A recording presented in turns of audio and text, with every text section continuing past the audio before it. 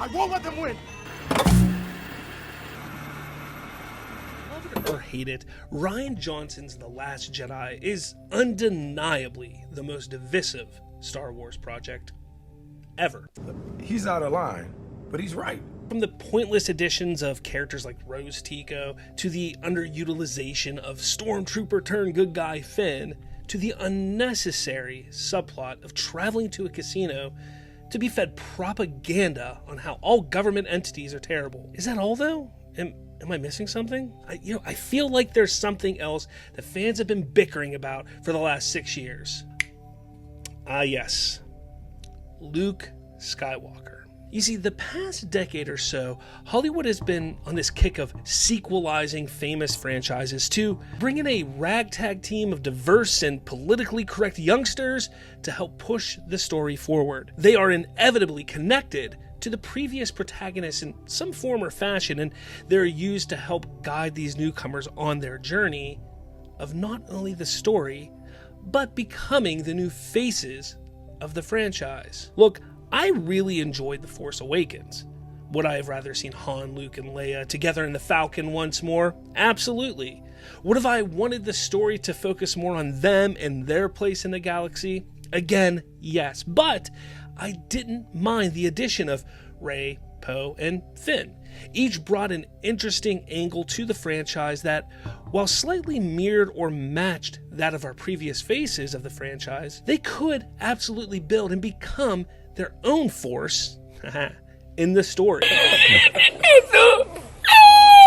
So heading into The Last Jedi, the future of these characters was bright. Poe, the daring and charming pilot, and Finn, the embodiment of rebellion, and Rey, the catalyst and mysterious draw. But what does Luke Skywalker have to do with any of this? Well, after establishing in The Force Awakens that these characters are the main focus, The Last Jedi shifts not just nearly all of these characters, but also the new ones introduced to the side. And it's done to focus on Luke Skywalker and a very, very divisive take on his story. Let's not get into whether Luke would or wouldn't become a hermit after failing his nephew. That much has been debated nonstop for years and will continue to be for years to come. Rather, let's take a look at how shifting focus to Luke and his divisive story not only hurt The Last Jedi, but the sequel trilogy as a whole. Going into Episode 8, it was believed that Luke would be used in a similar fashion as Yoda was in The Empire Strikes Back, an old Jedi Master who is reluctant to train a young, headstrong, Force-capable character. After some reflection, he begins to train this person, allowing them to gain a better and stronger understanding of the Force and their place in the story. And sure, that kind of happened in The Last Jedi, but did it? Did it really?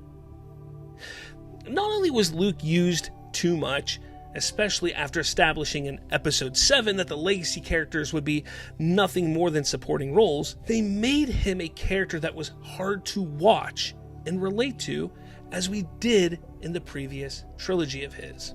I am a Jedi, like my father before me. Rian Johnson had two avenues to take with this film. Stick to the plan that JJ set up with using legacy characters as supporting roles. Luke would be more of a Yoda here, or could have made Luke a Jedi who is searching for answers on how he failed, rather than needing to create a large backstory and arc that was so divisive. Either one of those would have allowed time and energy to be spent with the other leads in the series.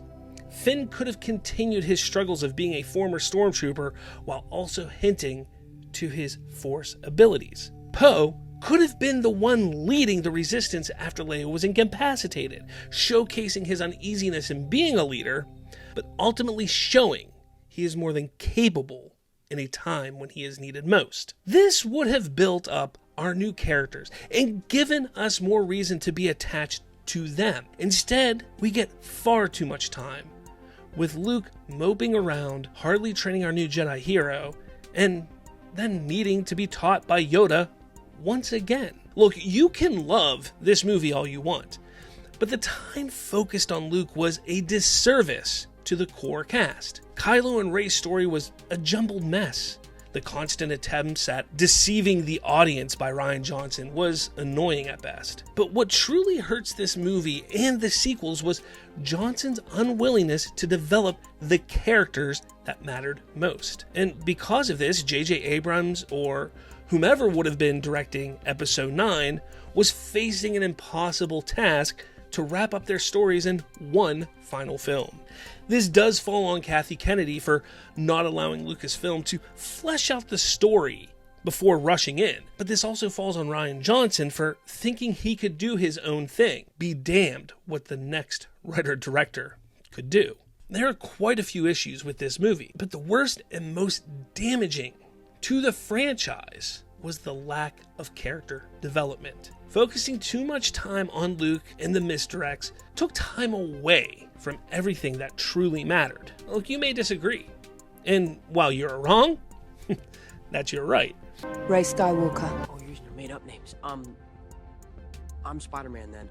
But either way, I want you to tell us in the comments what you think. Am I right? You know, when you sit there and start to look at The Last Jedi, again, we're not talking about the ideas and direction they took with Luke, rather the overall approach to the film. The lack of character development, in my opinion, is truly what hurt this movie. And it's because Rian Johnson chose to focus so much on a story about Luke that divided the audience. To me, it feels like Rian Johnson was, from the very beginning, looking for a gotcha moment. And every step of the way, from the start of the movie when Luke throws the lightsaber over his shoulder to the end of the film when Luke isn't actually there facing Kylo Ren in the First Order. Again, let us know in the comments what you think. Am I right? Am I wrong?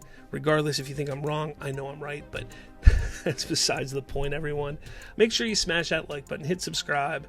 With all that said, may the Force be with you.